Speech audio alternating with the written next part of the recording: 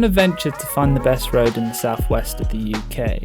Dartmoor got us off to a good start, but the Brecons took us for quite the spin. Today's focus is all about Exmoor. So it's still going to be similar distance, like nearly 100 miles, but the elevation is going to be about 9,450 feet, thereabouts. So about 2,000 feet more than the last 2 days. So it's going to be pretty hilly. So that's kind of why I want to start like relatively early, just to, like, take my time a little bit. Coming off the grand total of 9 hours sleep for the last 2 days, tonight we are treated to an additional 6.5 hours. Oof, lucky us. Having had my freedom taken away from me, along with so many other people, I feel like this trip has been designed to fully immerse myself in the environment that I love and to inspire others to do the same.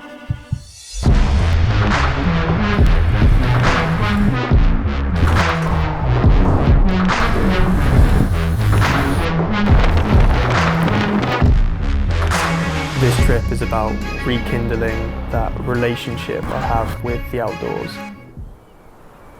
Seems like it could be a nice day. We were a little bit worried because the forecast wasn't great, but to be honest, they never know what they're talking about, so I don't know why we ever trust them.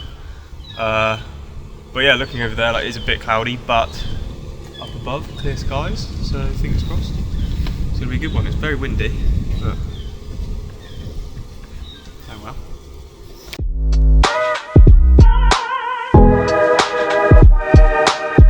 We attach onto that roundabout and then up onto the moors already, so it's cool.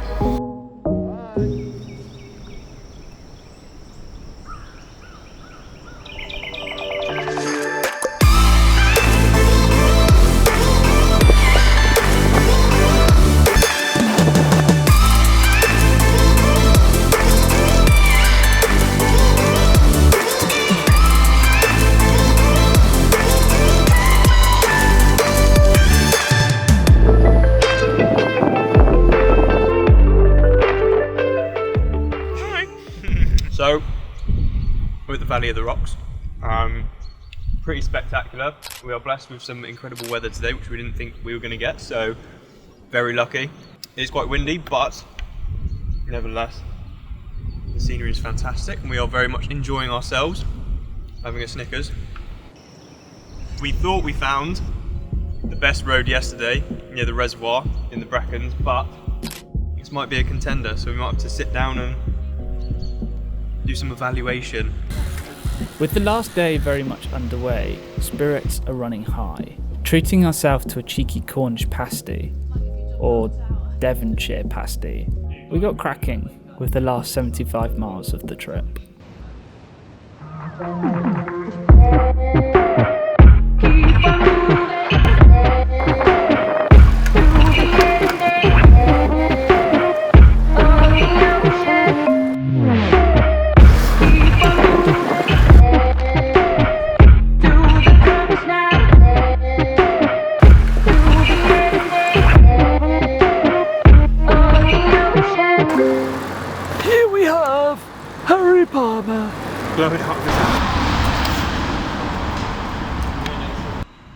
What's the time?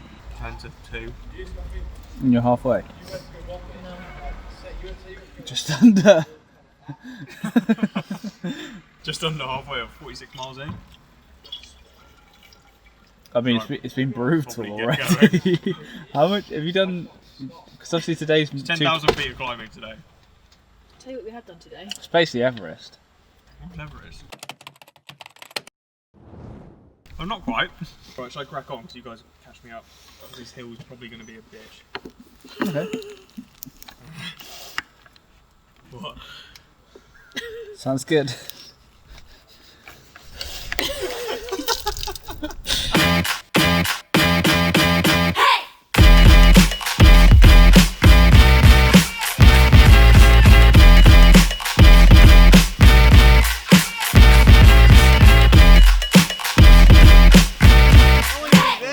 Wait, does she give? I think she gives me occasionally a spoon. Oh really? You don't need a spoon for that. Just you know what to do. I'm eating cake. Like a bit of cake, don't we? Yeah, cake. So we just got past the 70-mile mark, I think. We attempted to get to Wimbleville. Well, we did get to Wimbleville, but didn't have any service, and it was tricky with things. So we ended up butchering it a little bit. We're on our way back now. Yeah. That's about it.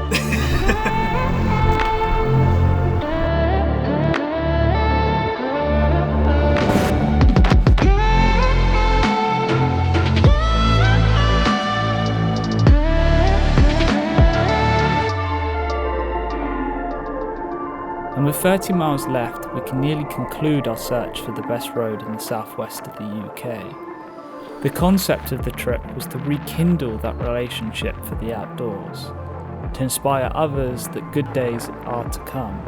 You could suggest that the roads Harry was riding weren't actually important at all, but the challenge that it presented gave hope and direction heading into the new year.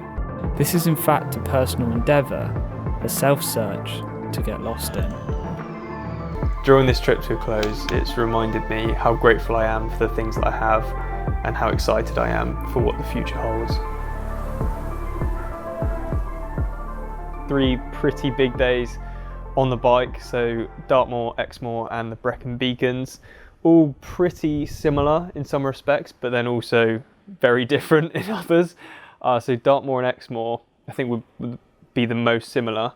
Always kind of felt like I was close to civilization, if that kind of makes sense. Like in the next dip I knew there would probably be a house or a village or whatnot, but north of the Brecons where we went towards the Devil's Staircase, that was in the middle of nowhere. Like it did feel like we were kind of away from civilization, away from everything, which was a weird feeling. Like, it was great, it was really cool, it felt like we were properly in the wilderness. It was actually really cool, but all of the days together were fairly tough. I think Exmoor probably was the toughest.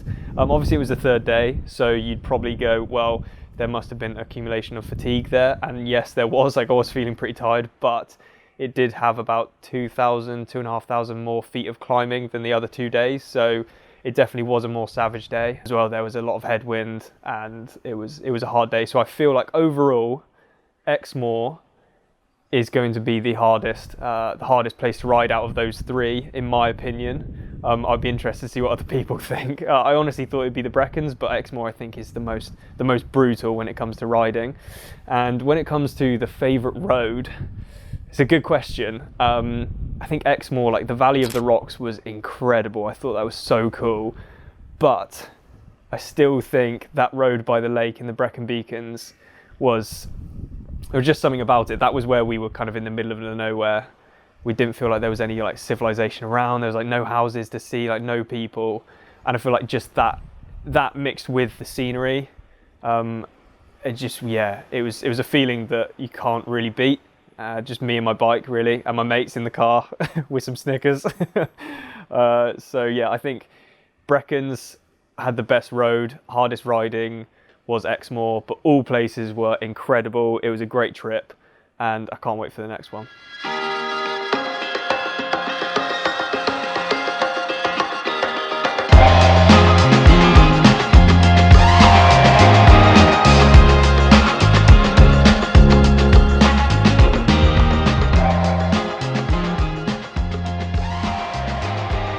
Now this trip is not the be-all and end-all, but simply a stepping stone to get us back onto the journey that is ahead.